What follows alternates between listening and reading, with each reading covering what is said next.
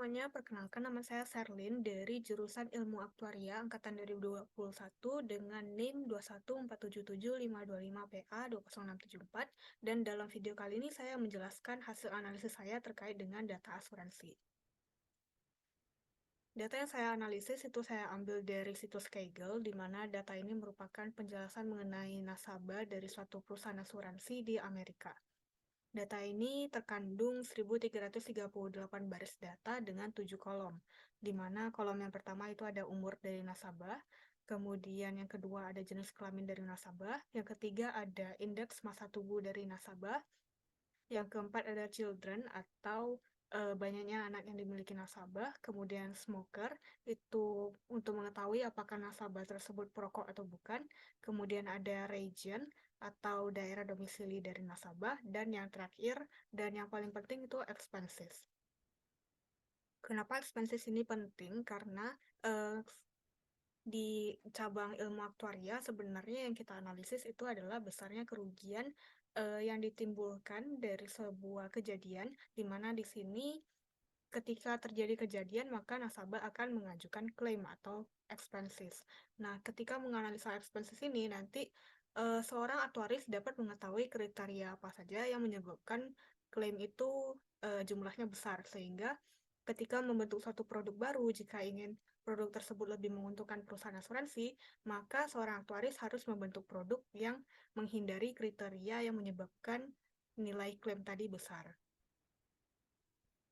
Oleh karena itu, di analisis ini saya mengambil objektif berupa yang pertama menganalisis bagaimana distribusi dari perusahaan asuransi sehingga saya bisa memperkirakan berapa kerugian dari perusahaan tersebut sebagai analisa awal. Kemudian selanjutnya saya bisa menganalisa bagaimana pengaruh dari jenis kelamin, indeks massa tubuh, kemudian status perokok, dan negara bagian domisili dari nasabah terhadap besarnya klaim.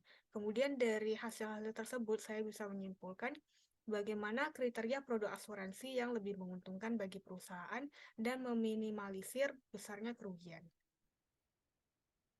Dari objektif penelitian yang kita miliki tadi, maka kita bisa melakukan analisis di mana hasil analisis ini saya visualisasikan dalam dashboard sebagai berikut. Nah, yang pertama, untuk menjawab objektif penelitian pertama, berapakah perkiraan kerugian yang dialami oleh perusahaan? Nah, dengan itu saya cek terlebih dahulu distribusi dari expenses, kemudian saya bisa tahu bahwa ternyata expenses ini berdistribusi miring, di mana nilai-nilainya itu terpusat di dalam nilai kecil dan sedikit menyebar di nilai-nilai yang besar. Untuk itu, untuk memperkirakannya, maka saya menghitung mediannya, di mana di sini besar dari perkiraan expenses dari perusahaan asuransi itu dinyatakan sebesar $9.386. Kemudian untuk objektif penelitian kedua, berapakah proporsi jenis kelamin nasabah dan seberapa besar pengaruhnya terhadap besar klaim.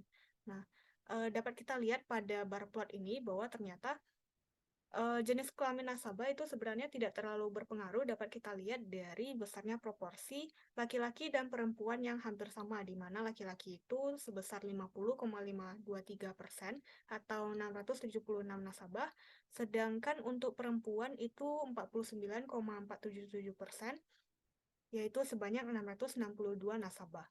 Nah, tapi kalau misalnya ingin kita simpulkan, dapat kita lihat bahwa nasabah laki-laki itu sedikit lebih banyak daripada perempuan. Kemudian kita juga bisa jawab ke objektif penelitian selanjutnya terkait dengan seberapa besar pengaruh status perokok terhadap besarnya expenses. Dari sini kita bisa lihat bahwa ternyata status perokok juga tidak terlalu berpengaruh terhadap besarnya expenses karena total expenses dari bukan perokok dan perokok itu hampir sama. Tapi bila kita teliti, maka kita bisa simpulkan bahwa ternyata nasabah yang bukan perokok malah lebih beresiko untuk mengajukan klaim daripada yang perokok. Untuk menjawab objektif selanjutnya, di sini kita teliti mengenai BMI nasabah. Jadi kita analisa bagaimana kondisi kesehatan itu berpengaruh terhadap besarnya klaim. Pertama, kita lihat pada jumlah nasabah di masing-masing kondisi kesehatan, di mana di sini saya kelompokkan menjadi 5, yaitu ada kekurangan gizi, beresiko menjadi obesitas, kemudian berat badannya normal, obesitas tingkat 1, dan obesitas tingkat 2. Nah, dapat kita lihat bahwa ternyata nasabah yang paling sering mengajukan klaim adalah nasabah obesitas tingkat 2, di mana terdapat 707 nasabah yang mengajukan klaim. Sedangkan nasabah yang paling jarang mengajukan klaim itu adalah nasabah yang kekurangan gizi, yaitu hanya 20 nasabah. Jadi, ketika seorang aktuaris itu melakukan atau membuat sebuah produk, mungkin dapat lebih difokuskan ke nasabah yang kurang gizi dan sedikit berhati-hati pada nasabah yang obesitas tingkat 2. Selain melihat dari jumlah nasabah, kita juga bisa teliti ke besarnya klaim. Di sini saya ambil median sebagai perkiraan untuk masing-masing golongan. Nah, dapat kita lihat bahwa selain memiliki jumlah nasabah yang paling banyak, obesitas tingkat 2 itu juga memiliki perkiraan klaim yang paling tinggi, sehingga memang sangat beresiko bagi sebuah produk untuk nasabah obesitas tingkat 2. Jadi perlu sangat hati-hati dalam menyaring nasabah yang akan masuk ke dalam satu produk.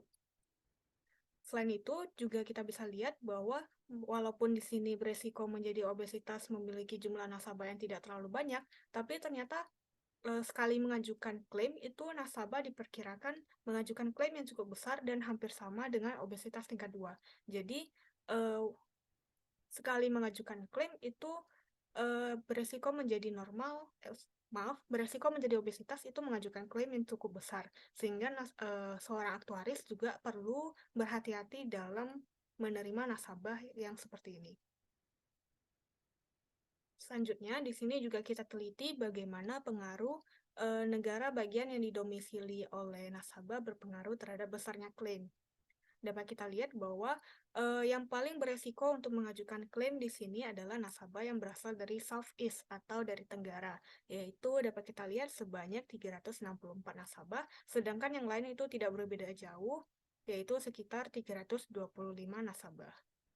Nah, dari sini seorang aktuaris kemudian dapat menentukan kriteria produk bagaimana yang bagus. Nah, dari sini kita bisa lihat bahwa nasabah itu perlu berhati-hati dalam menerima nasabah yang berada di obesitas tingkat 2 dan juga berisiko menjadi obesitas, dan nasabah yang tinggal di Southeast atau Tenggara.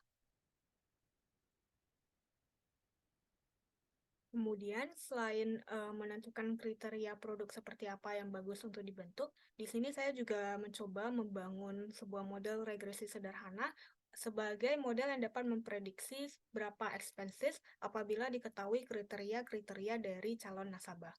Nah, di sini kita peroleh bahwa ternyata model yang dibentuk itu dapat menjelaskan variabel dependen sebesar 74,97%, sehingga kita bisa katakan bahwa model ini cukup baik untuk menjelaskan expenses atau cukup baik untuk digunakan sebagai prediksi expenses. Nah, dari sini kita bisa lihat bahwa semakin tua seorang nasabah dan setiap pertambahan 1 tahun umurnya itu akan menambah sebesar $257 terhadap expenses. Kemudian, setiap penambahan 1 unit BMI dari nasabah itu menyebabkan penambahan expenses sebesar $321. Kemudian, penambahan 1 anak dari nasabah juga menyebabkan peningkatan expenses sebesar $473. Dan yang terakhir, apabila nasabah tersebut ternyata perokok, maka expenses akan bertambah mahal sebesar $23.810.